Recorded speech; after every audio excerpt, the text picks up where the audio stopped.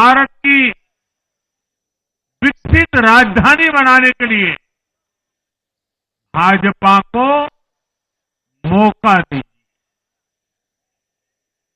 मैं दिल्ली के हर परिवारजन को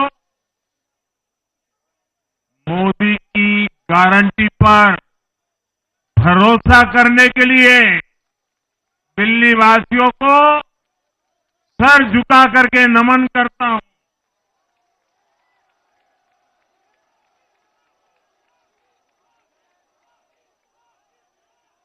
मैं दिल्ली वासियों का आभार व्यक्त करता हूं।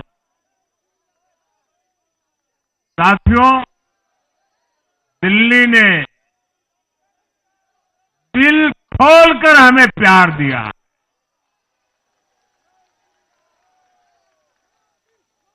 और मैं दिल्ली वासियों को फिर से एक बार विश्वास दिलाता हूं, आपके इस प्यार को सवा गुना करके विकास के रूप में हम लौटाएंगे।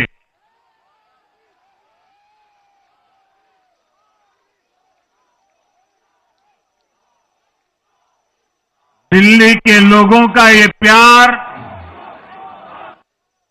ये विश्वास हम सभी पर एक कर्ज है। इसे अब दिल्ली की डबल इंजन सरकार, दिल्ली का डबल तेजी से विकास करके चुकाएगी।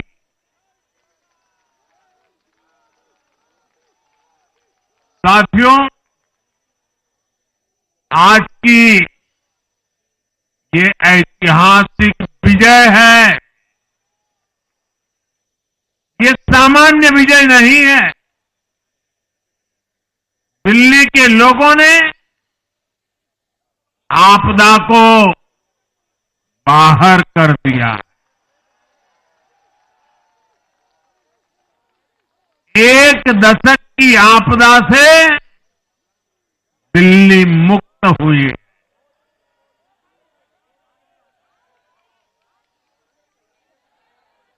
साथियों, दिल्ली का जनादेश स्पष्ट है। आज दिल्ली में विकास, विजन और विश्वास की जीत हुई है। आज आडंबर, अराजकता, अहंकार और दिल्ली पर छाई आपदा की हार हुई।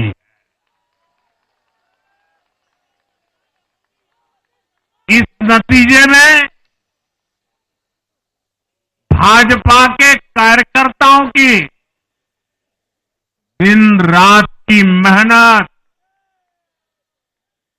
उनका परिश्रम ये विजय को चार चांद लगा देता।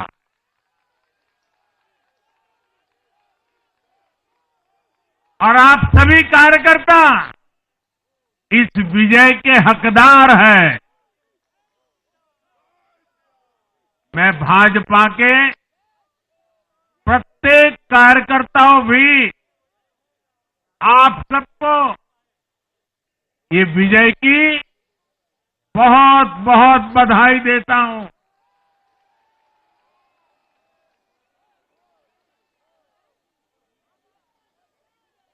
साथियों, आज दिल्ली की जनता ने साफ कर दिया है कि दिल्ली की असली मालिक सिर्फ और सिर्फ दिल्ली की जनता है।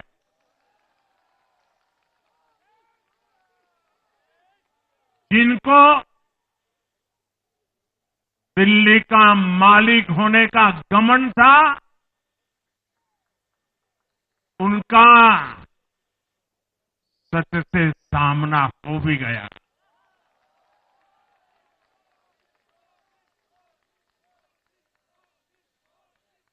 दिल्ली के जनादेश से ये भी स्पष्ट है कि राजनीति में शॉर्टकट के लिए, झूठ और फरेब के लिए कोई जगह नहीं है।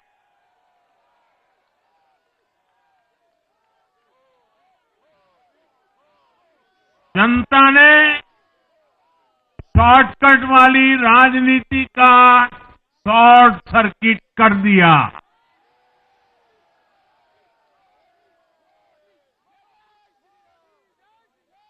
साथियों, दिल्ली के लोगों ने लोकसभा के चुनाव में मुझे कभी भी निराश नहीं की।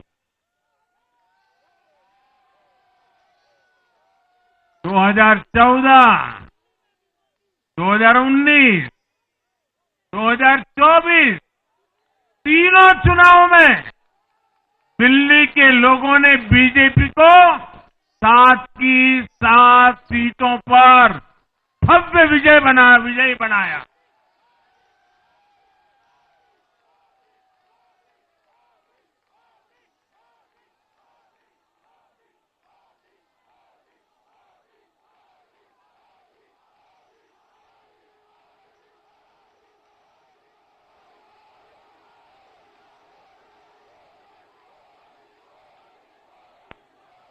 आप नीचे रहिए, औरों को परेशानी हो। वीडियो में आ चुका है, अब आप प्यार से बैठिए।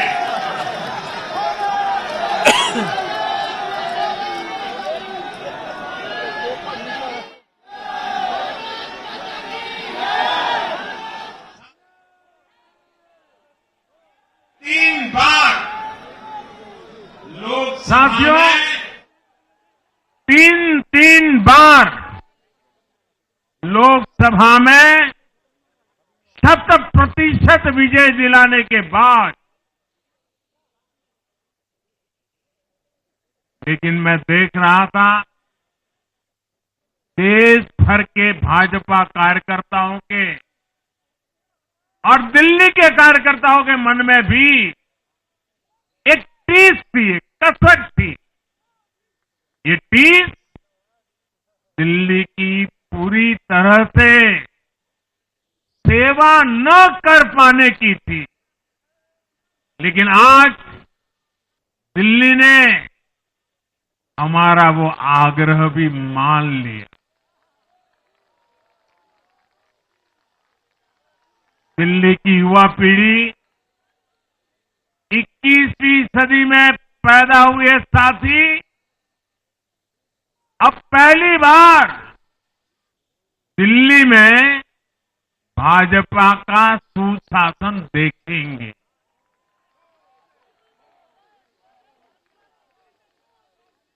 आज के नतीजे दिखाते हैं कि भाजपा की डबल इंजन सरकार के लिए देश में कितना भरोसा है। लोकसभा चुनाव के उसकी जीत के बाद हमने पहले हरियाणा में अभूतपूर्व रिकॉर्ड बनाया।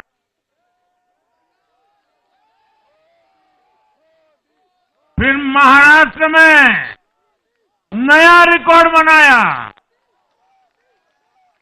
अब दिल्ली में नया इतिहास रच गया है। साथियों, आज के नतीजों का एक और पक्ष भी है। ये हमारा दिल्ली सिर्फ एक शहर नहीं है, ये दिल्ली मिनी हिंदुस्तान है।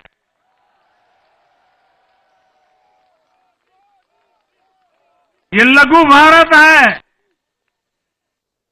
दिल्ली एक भारत श्रेष्ठ भारत के विचार को जीती है, जी जान से जीती है। दिल्ली में दक्षिण भारत के लोग भी हैं, दिल्ली में पश्चिम भारत के लोग भी हैं, दिल्ली में पूर्वी भारत के लोग भी हैं। एक तरह से दिल्ली विविधताओं से भरे भारत का लघु रूप है। और आज इसी विविधता वाली दिल्ली ने भाजपा को प्रचंड जनादेश का आशीर्वाद दिया।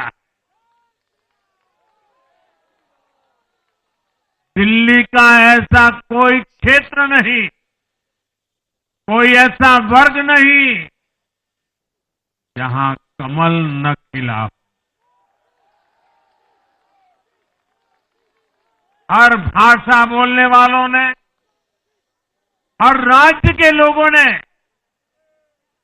दिल्ली में भाजपा के कमल निशान पर वोट दिया।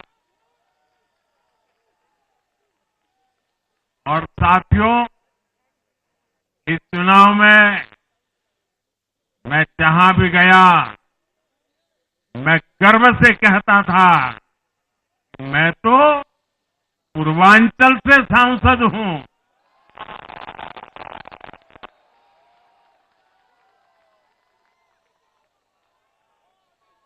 ये पूर्वांचल से मेरा अपनेपन का रिश्ता,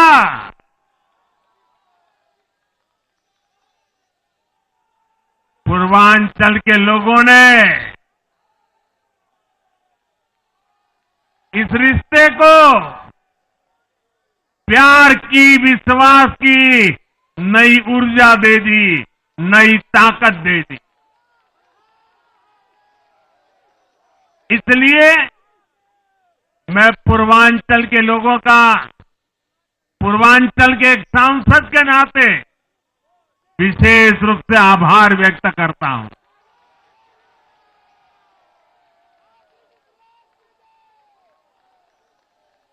जब हर एक का साथ मिलता है तो हर दिल्ली वासियों को मेरी गारंटी है, सबका साथ, सबका विकास, पूरी दिल्ली का विकास। साथियों, दिल्ली के इस विजय उत्सव के साथ साथ आज अयोध्या के मिल्कीपुर में भी भाजपा को शानदार जीत मिली है।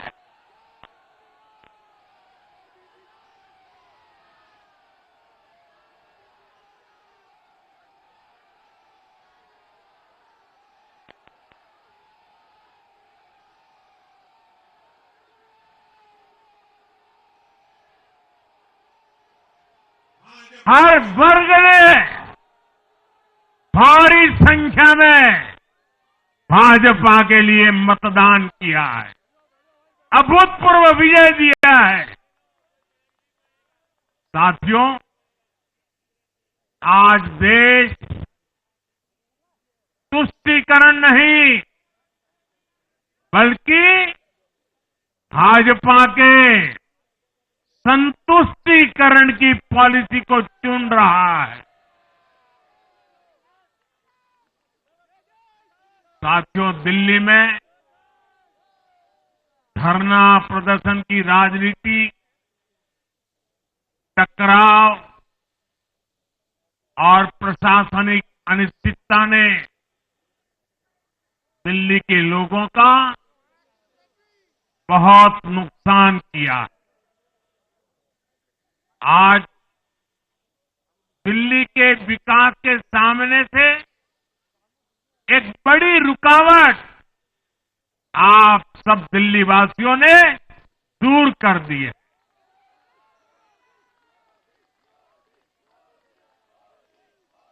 सोचिए कैसी राजनीति रही होगी, कैसी सोच होगी इन लोगों की। इन लोगों ने मेट्रो का काम आगे बढ़ाने से रोका। इन आपदा वालों ने झुग्गी वालों को घर देने से रोका। इन आपदा वालों ने आयुष्मान भारत योजना का लाभ भी दिल्ली के लोगों को मिलने नहीं दिया। अब दिल्ली के लोगों ने साफ संदेश दिया है, गवर्नेंस। और साथियों, दिल्ली ने देखा है पहले का जमाना, गवर्नेंस ये नौटंकी का मंच नहीं है। गवर्नेंस ये प्रचार का मंच नहीं है। गवर्नेंस ये प्रपंच का मंच नहीं है। अब जनता ने स्थिर और डबल इंजन की सरकार को चुना। हम पूरी गंभीरता से धरातल पर रहकर काम करेंगे। हम दिल्ली के लोगों की सेवा में दिन रात एक कर देने वाले लोग।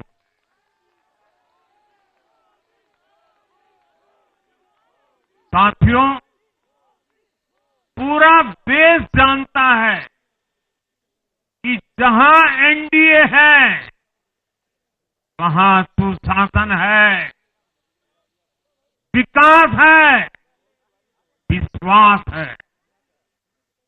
एनडीए का हर कैंडिडेट, हर जनप्रतिनिधि लोगों के हित में काम करता है। देश में एनडीए को जहां भी जनादेश मिला है, हमने उस राज्य को विकास की नई ऊंचाई पर पहुंचाया है। और इसलिए भाजपा को लगातार जीत मिल रही है। लोग हमारी सरकारों को दूसरी बार, तीसरी बार चुन रहे हैं।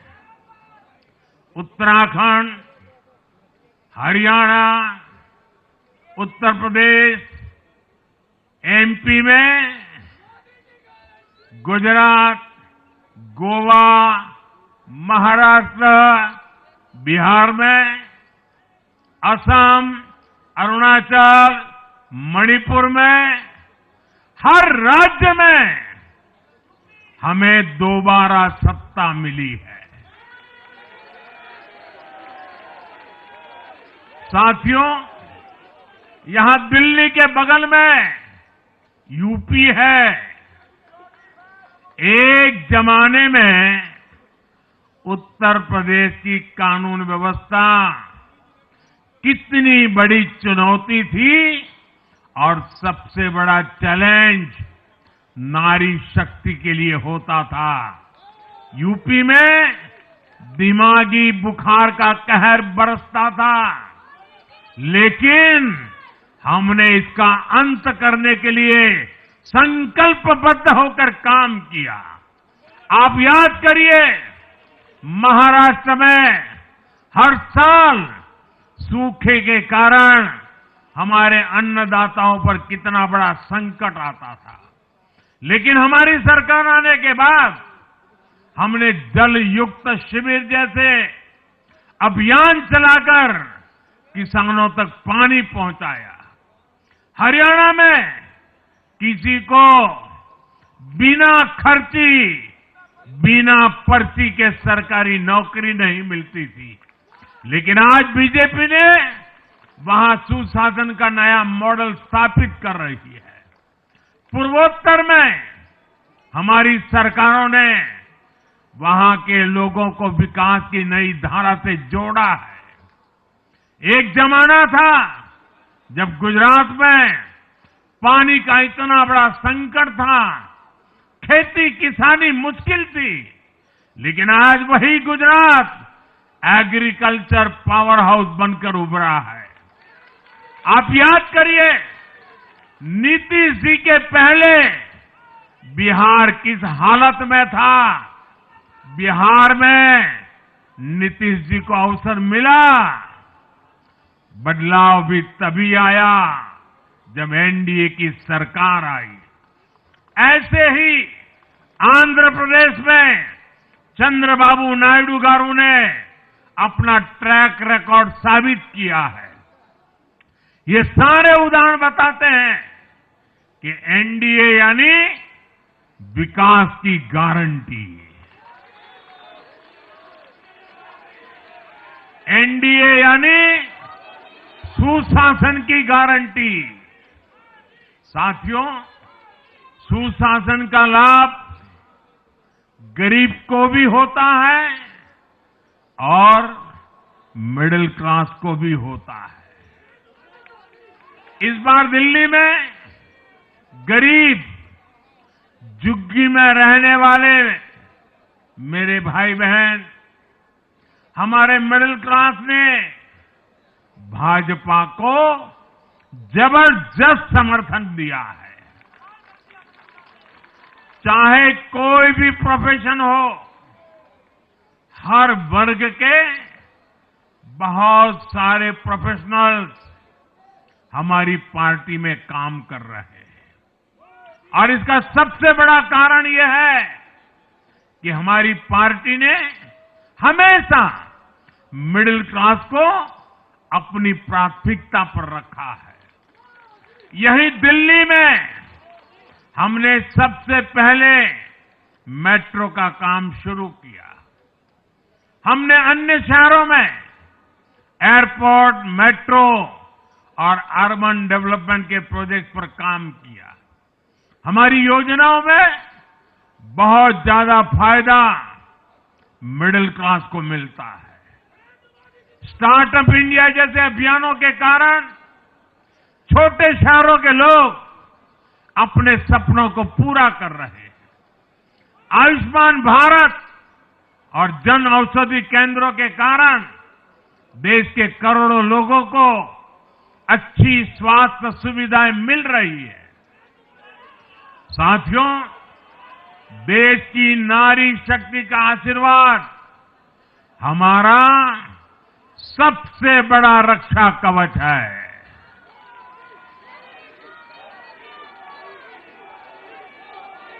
और आज एक बार फिर नारी शक्ति ने दिल्ली में मुझे अपना आशीर्वाद दिया है।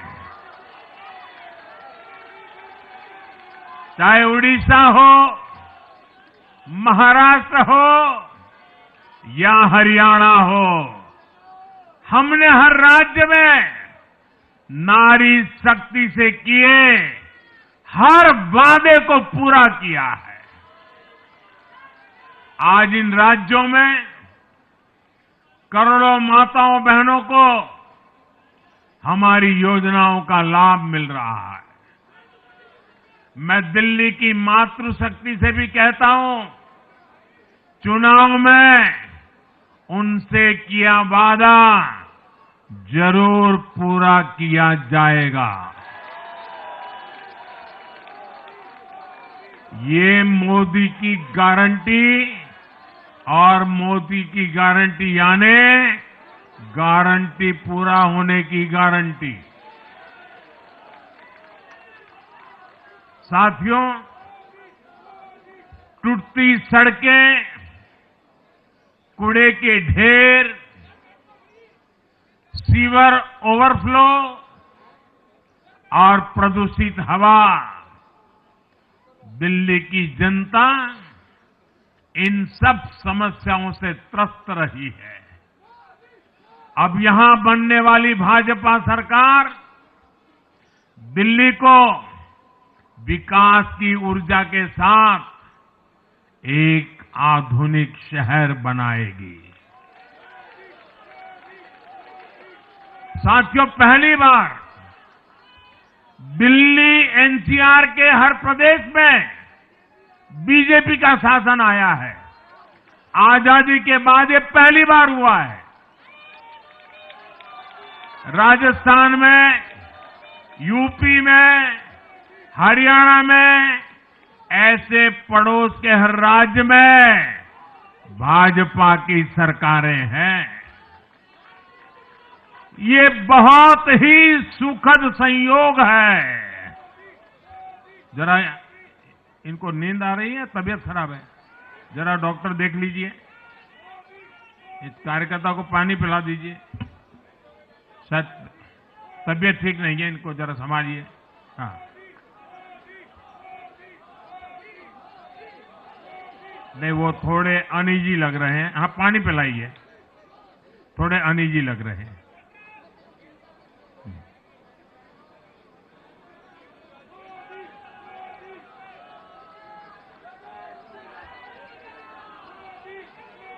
साथियों, इन सभी क्षेत्रों में आजादी के बाद पहली बार एक साथ भाजपा की सरकारें हैं।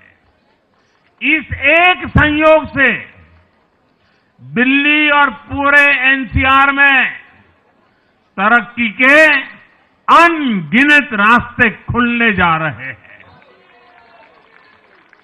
हमारी कोशिश होगी कि आने वाले समय में इस पूरे क्षेत्र में मोबिलिटी और इंफ्रास्ट्रक्चर पर ढेर सारा काम हो और इस क्षेत्र के नौजवानों को भी तरक्की के नए नए अवसर मिले।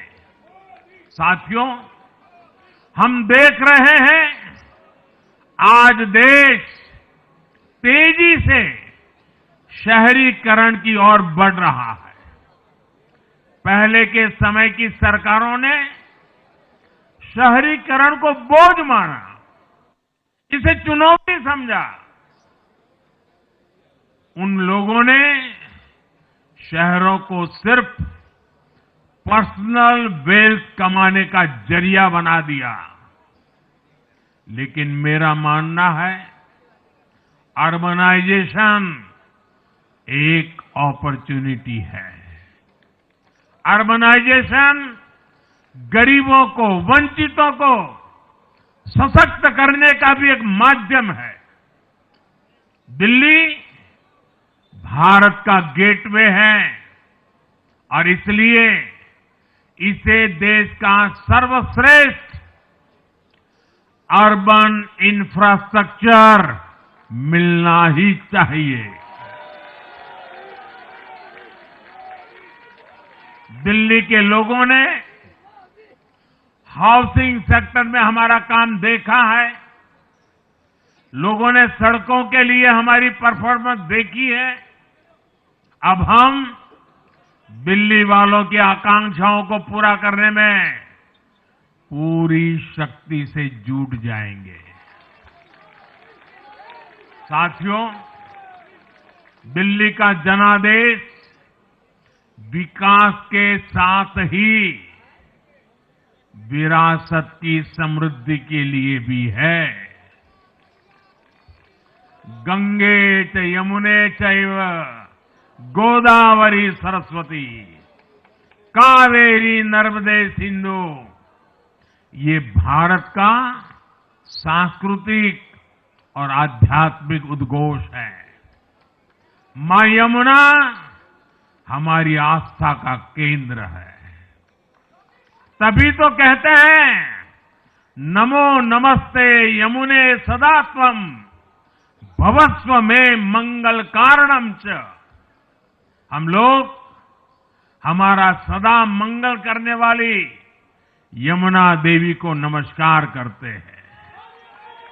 लेकिन उसी यमुना जी की इन लोगों ने कैसी दुर्दशा कर दी।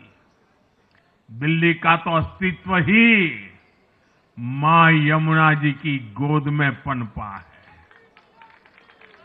दिल्ली के लोग यमुना जी की इस पीड़ा को देखकर कितना आहत होते रहे हैं, लेकिन दिल्ली की आपदा ने इस आस्था का अपमान किया।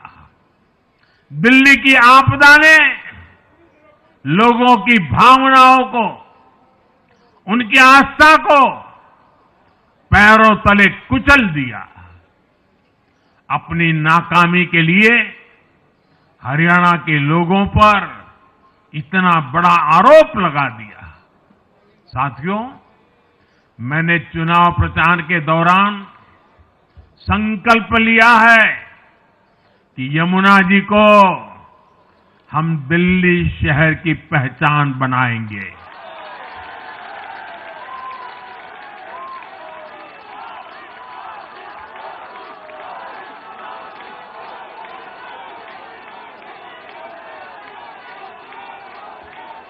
मैं जानता हूं यह काम कठिन है, मैं ये भी जानता हूं ये काम और लंबे समय का है। गंगा जी का देखिए, राजीव गांधी के जमाने से वो काम चल रहा है। समय कितना ही क्यों न जाए, शक्ति कितनी ही क्यों न लगे, लेकिन अगर संकल्प मजबूत है तो यमुना जी के आशीर्वाद रहने वाले हैं।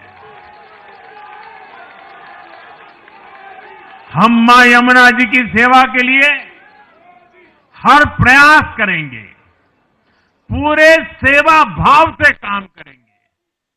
साथियों, ये आपदा वाले ये कहकर राजनीति में आए थे कि हम राजनीति बदल डालेंगे, लेकिन ये कट्टर बेईमान निकले। मैं आज वरिष्ठ महानुभाव श्रीमान अन्ना हजारे जी का बयान सुन रहा था। अन्ना हजारे जी काफी समय से इन आपदा वालों के कुकर्मों की पीड़ा झेल रहे थे। आज उन्हें भी उस पीड़ा से मुक्ति मिली होगी। साथियों, जिस पार्टी का जन्म ही भ्रष्टाचार के विरुद्ध हुए आंदोलन से हुआ हो, वही भ्रष्टाचार में लिप्त हो गई। ये देश की ऐसी पार्टी बनी जिसके मुख्यमंत्री, मंत्री भ्रष्टाचार के आरोप में जेल गए, जो खुद को ईमानदारी का सर्टिफिकेट देते थे और दूसरों को बेईमानी का मेडल देते घूमते फिरते थे, वो खुद भ्रष्टाचारी निकले। ये दिल्ली के भरोसे के साथ बहुत बड़ा धोखा था। शराब घोटाले ने दिल्ली को बदनाम किया। स्कूल और अस्पताल में हुए घोटालों ने गरीब से गरीब को परेशान किया, और ऊपर से अहंकार इतना कि जब दुनिया कोरोना से निपट रही थी तो ये आपदा वाले शीश महल बना रहे थे। इन आपदा वालों ने अपने हर घोटाले को छिपाने के लिए रोज नई नई साजिशें रची, लेकिन अब दिल्ली का जनादेश आ चुका है। मैं गारंटी दे रहा हूं, पहले विधानसभा सत्र में ही सीएजी की रिपोर्ट सदन में रखी जाएगी।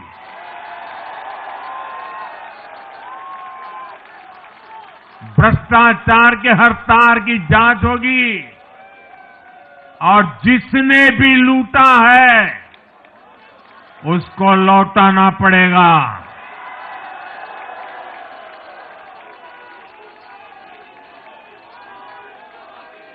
ये भी मोदी की गारंटी है।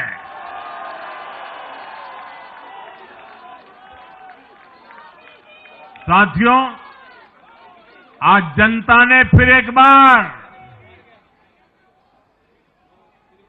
कांग्रेस को कड़ा संदेश दिया है। दिल्ली के चुनाव में कांग्रेस ने 0 की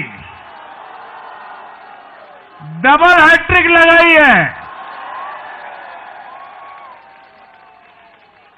देश की राजधानी में देश की सबसे पुरानी पार्टी का लगातार दिल्ली में 6 बार से खाता नहीं खुल रहा है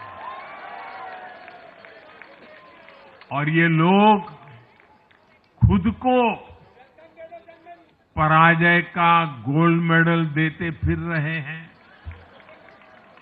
सच्चाई ये है कि कांग्रेस पर देश बिल्कुल भरोसा करने के लिए तैयार नहीं है। पिछली बार मैंने कहा था कि कांग्रेस एक परजीवी पार्टी बन चुकी है। ये खुद तो डूबती है, अपने साथियों को भी डुबोती है। साथियों, कांग्रेस एक के बाद एक अपने सहयोगियों को खत्म कर रही है और इनका तरीका भी बड़ा मजेदार है।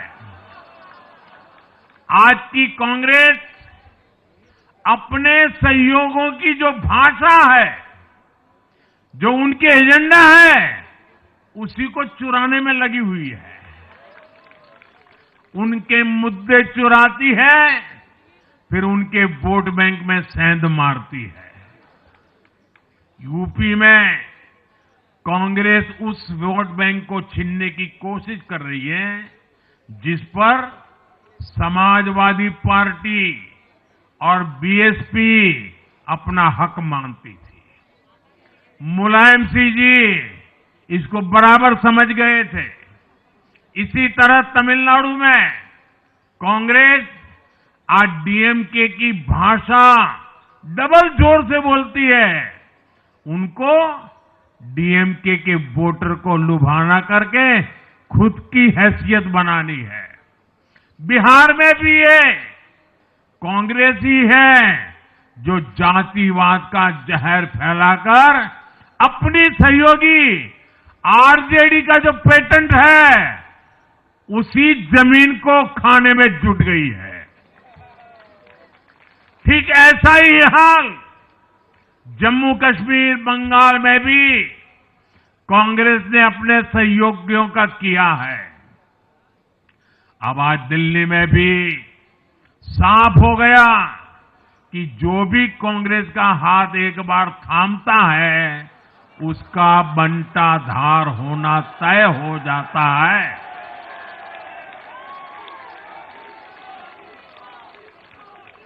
और जो राजनीति का अध्ययन करते हैं उनके लिए मैं आज एक काम छोड़ देता हूं। देखिए, इन्होंने 2014 के बाद 5 साल तक ये कोशिश की, हिंदू बनने की कोशिश की। मंदिरों में जाना, मालाएं पहनना, पूजा करना, भांति भांति की कोशिश की। उनको लगा कि ये करेंगे तो बीजेपी की वोट बैंक में हम सेंध मार करके कुछ ले आएंगे, लेकिन उनकी दाल गली नहीं।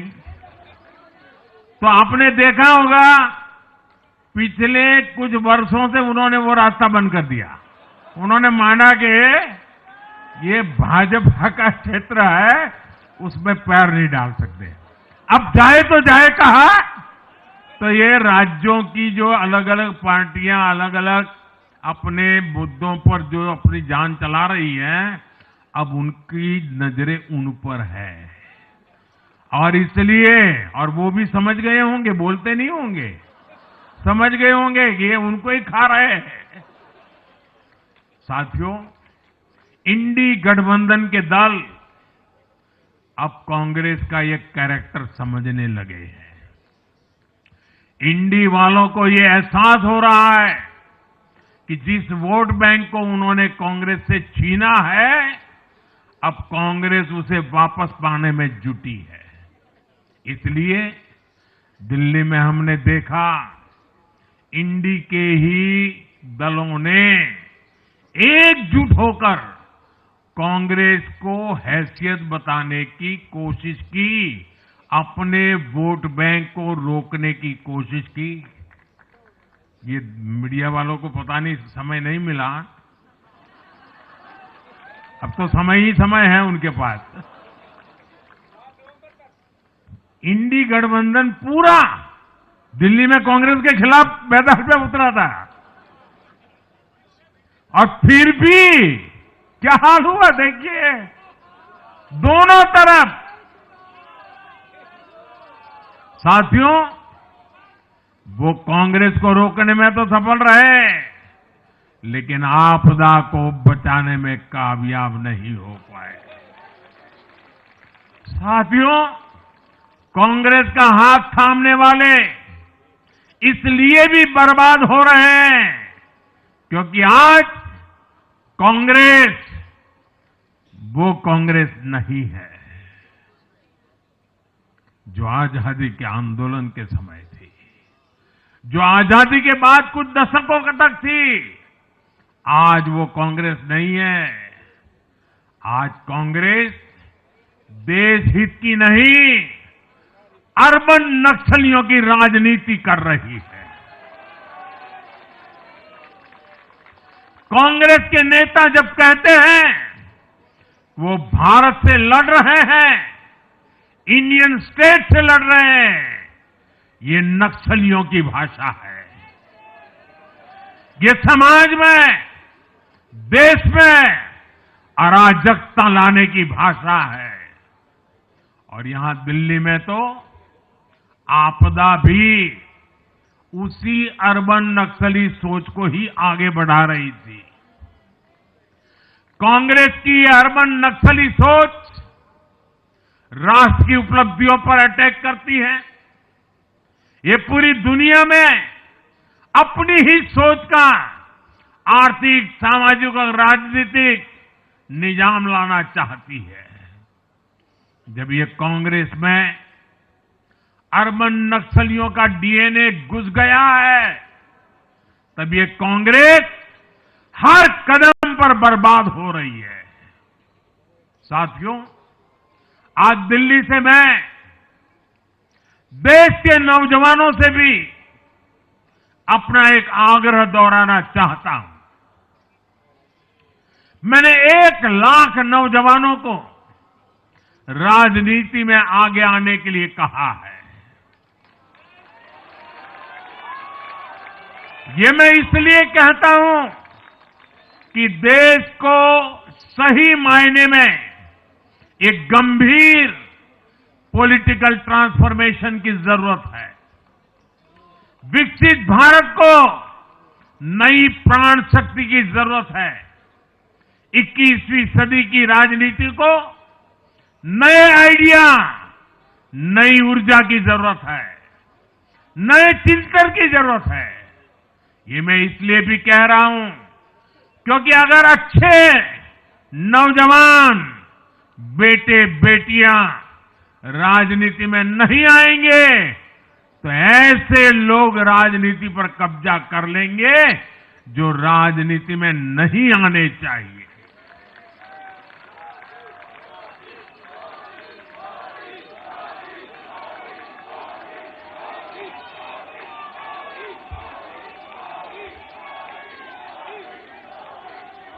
साथियों,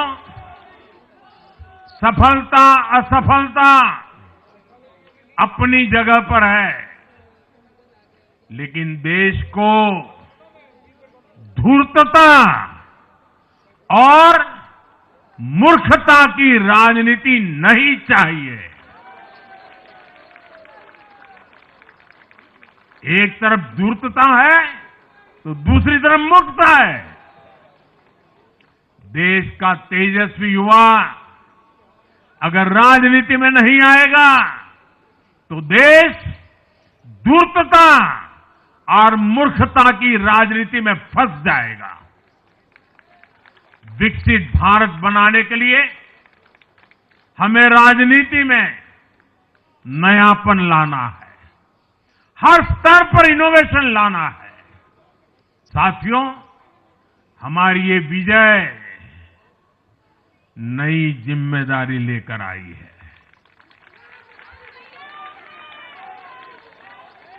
भाजपा रिफॉर्म और परफॉर्म की गारंटी देती है और जब इसमें हर दिल्ली वासी जुड़ जाएगा तो ट्रांसफॉर्मेशन और तेज गति से आएगा।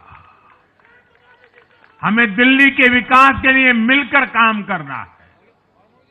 हम कंधे से कंधा मिलाकर चलेंगे। हम मिलकर दिल्ली को विकसित भारत की विकसित राजधानी बनाएंगे। साथियों, मैंने हमेशा जिस मंत्र को जिया है और जिस मंत्र को हमेशा मैं मेरे लिए भी पुनः स्मरण करता रहता हूं, मेरे सभी साथियों के लिए भी पुनः स्मरण करता रहता हूं, और वो है हमें हमेशा जब जब विजय मिले अपनी नम्रता को कभी छोड़ना नहीं है, अपने विवेक को कभी छोड़ना नहीं है, समाज सेवा के हमारे भाव को कभी छोड़ना नहीं है। हम सत्ता सुख के लिए नहीं, हम सेवा भाव से आए हुए लोग हैं। हम हमारी शक्ति समय सत्ता सुख में नहीं बर्बाद करेंगे, हम इस अवसर को सेवा के लिए ही खपा देंगे। और इसलिए साथियों, इस संकल्प के साथ हम आगे बढ़े। दिल्ली और पूरे एनसीआर के विकास के जो सपने हमने सजे हैं उसको हम परिपूर्ण करके रहे। मैं एक बार फिर सभी देशवासियों का भी निरंतर हम पर आशीर्वाद बनाए रखने के लिए आभार व्यक्त करता हूं। मैं दिल्ली वासियों का फिर से आभार व्यक्त करता हूं और आप सभी साथियों को हृदय से बहुत बहुत बधाई देता हूं। बोलिए यमुना माता की, यमुना मैया की, यमुना मैया की, यमुना मैया की, अम्या मैया की, यमुना मैया की, यमुना मैया की, भारत माता की, भारत माता की, भारत माता की। बहुत बहुत धन्यवाद।